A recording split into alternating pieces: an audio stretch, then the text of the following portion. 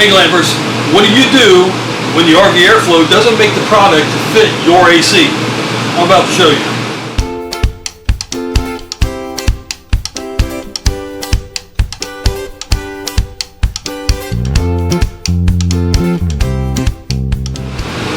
Hey, welcome back to Those Who Glamp Together. As you know, or if you've been watching this, you'll know that this particular AC in our living space wasn't working perfectly. We got it working. Now I want to make it more efficient and quieter. So we have it on right now. It is a bit noisy, but I downloaded a NIOSH app for decibel meter on my phone, and we're going to just check out and see what it is sound-wise as far as decibels when it's running. So here we go.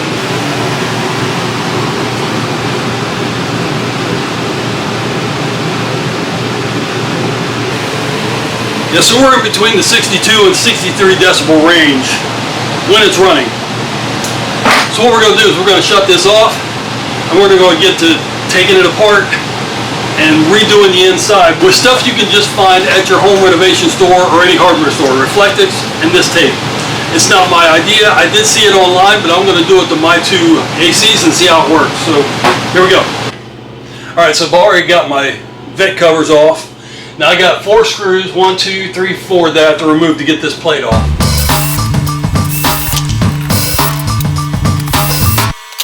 Alright, we'll just set this aside. We'll keep our screws right here. Alright, so now we've got 4 bolts. These are actually what hold your AC onto the roof. So those are actually the mounting bolts for those. So I'm going to get a socket and we're going to remove those 4 bolts.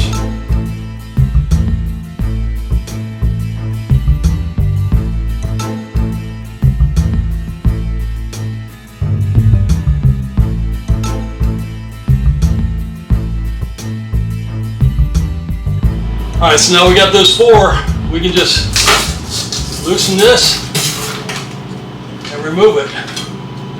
Oh, that didn't even come off. Alright, so I'm just going to let that hang right here. This is actually only there because of the tape that I'm going to remove anyway, so I'm going to pull this off. And we're going to retape this anyway. So. Alright, so what you see is they've attempted to tape this up, and I don't think they've done a great job. I mean, I can feel the air coming through here. Of course, we've got another AC running. So what I'm going to do is I'm just going to take all this off, and I am going to retape it myself. And we're just going to redo this whole thing. Alright, so now I'm going to basically retape the whole inside. So I'm going to start with my first corner right here. Get this taped in. And it really doesn't matter if it rolls over the edge. We're trying to seal all these corners. So I started with this corner. Now I'm just going to work my way around. So I've got all 4 corners taped up. So now what I'm going to do is I'm going to finish taping the rest of the box inside. So let's get started on that.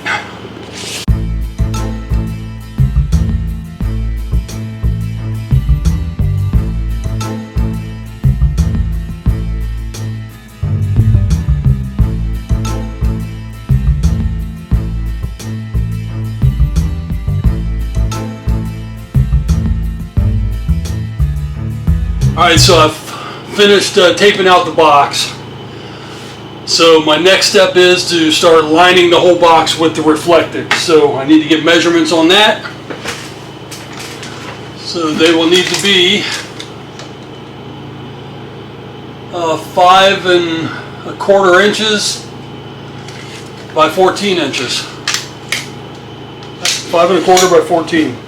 Alright, so we've taken our reflector, we cut it by 14 inches, 5 1/4 by 14.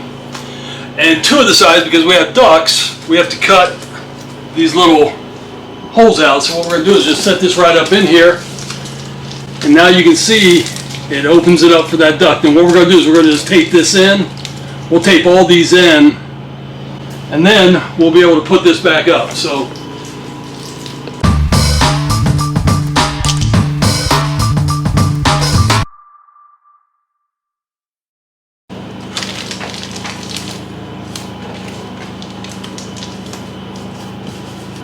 So one of the keys when you're taping these reflectics in, don't cover up your bolt holes in the corners so that when you bolt this back up you have access to them.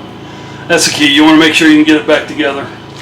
Alright, so now that we got the box done, I'm taking the, I guess this would be considered the plenum. I'm going to wrap reflectics around it like so. Then we're going to tape it on. Then we're going to put it back because it wasn't even attached to the box. It was just stuck up in there. So I'm going to tape this reflectics on, put it back on the box, and we're getting ready to set everything back together. Alright, so now I've put two in so I don't have to hold it. Now I'm just refitting this in with the bolts. And I'm going to finger start them because I don't like cross-threading bolts.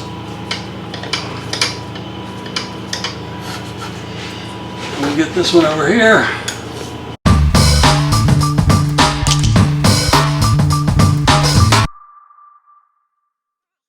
Now it's just a matter of tightening this back up. I want to make sure none of my wires are going to get caught. Nothing's in the way. So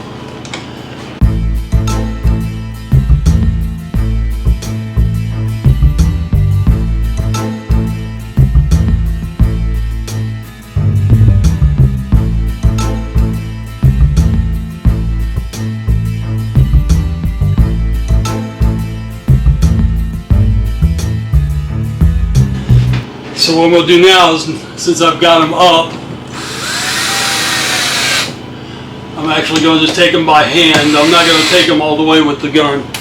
Just going to do it with the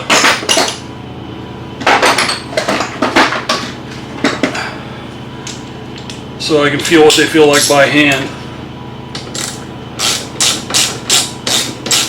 Because I do not want to over tighten these or damage the AC in any way.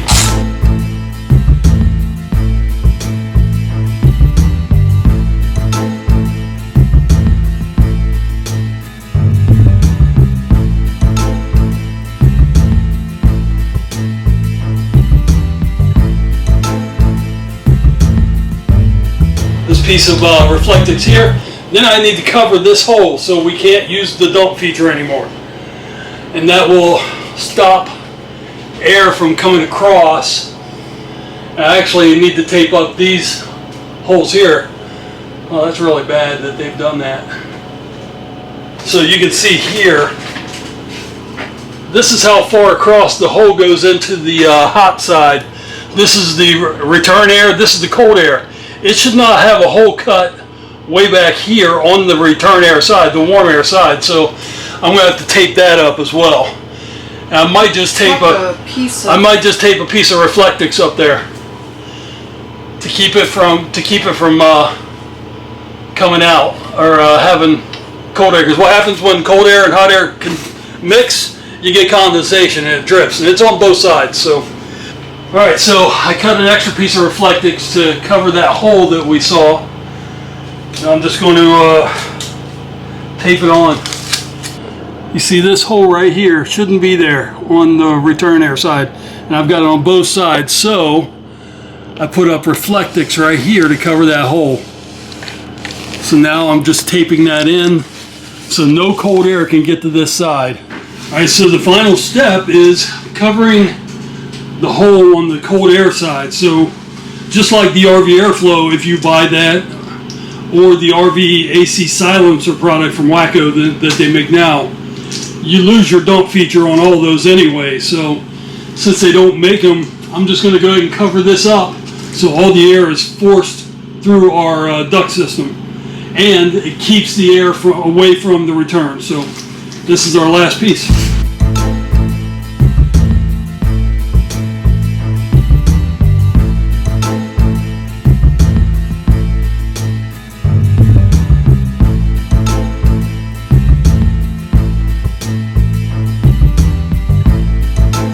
Alright, so this is the finished product. We've got the cold air covered. I went ahead and covered some of these other holes so no air would leak through. I don't know if it makes a difference, but I see I've got my 4 screw holes available. So now I'm going to put my cover back on.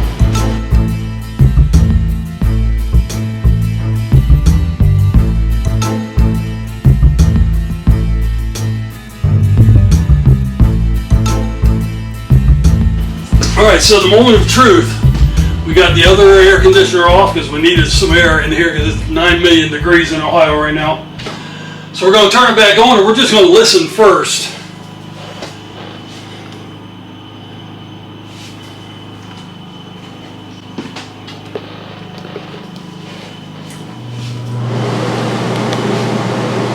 Now, can you tell the difference already? Yeah. Just visually. I feel like. Or, I mean, just in my ear, it does sound different.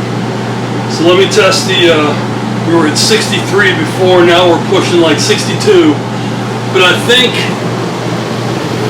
as I'm talking, it won't.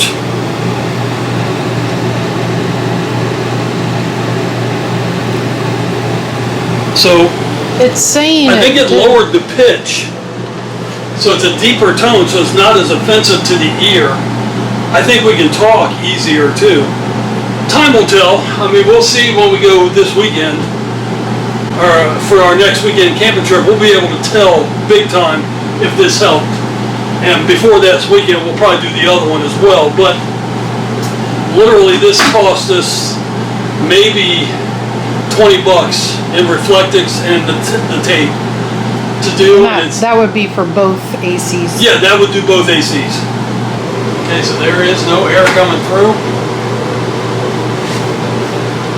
So I hope this is something, if you can't get the RV airflow system, or there's a hack out there that uses foam board, which is actually really nice, but I couldn't do that on this either. So if you can't do either of those, and you just don't want to spend 180 bucks on the RV AC silencer, I think this is actually going to work out well. I mean, I can still hear it. I'm not saying it whisper quiet, but it is definitely a different tone. It's a lower tone, and I feel like in my ear, it is quieter than what it was before. So, hopefully it's more efficient now. So we'll see. Time will tell. But I hope you enjoyed this. Thanks for watching. Come back and check us out on Those Who Glamp Together. Happy glamping.